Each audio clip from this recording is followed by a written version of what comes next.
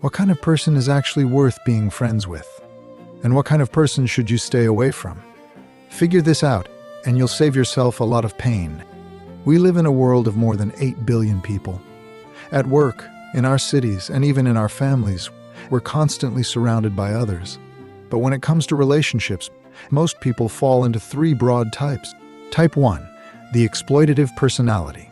These people are highly self-centered. They focus on their own needs, their own feelings, and their own gain, with very little concern for anyone else. At the core, you often see egocentrism, low empathy, and an exploitative interpersonal style. Psychoanalyst Erich Fromm described this as an exploitative orientation. These are people who take, control, manipulate, or use others to get what they want. But that never creates healthy relationships. When someone only takes and never gives, people eventually leave. In more extreme cases, that unchecked self-interest can slide into antisocial behavior. So if you meet someone like this, don't try to fix them. Set clear boundaries and walk away early. Type 2, the overly self-sacrificing person. This is the opposite extreme. They put everyone else first, while neglecting their own emotional and psychological well-being. A lot of people see this as kindness, but psychologically, it's not always healthy. If someone can't practice self-care, they usually can't sustain healthy care for others either. Over time, this can turn into burnout, emotional exhaustion, resentment, and unstable relationships. Their behavior may come from low self-worth, people-pleasing, approval-seeking, or chronic self-sacrifice.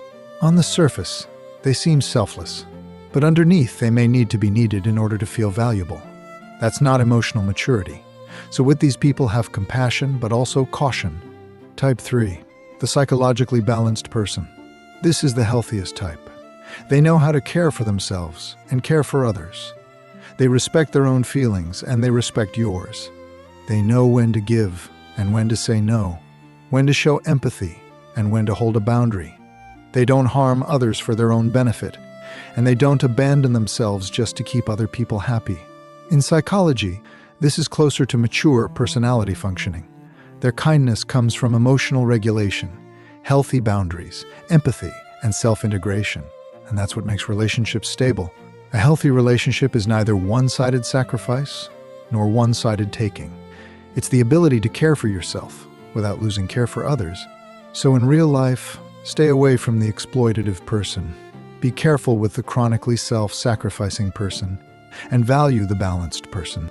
Because the people most worth keeping close are the ones who have both warmth and boundaries.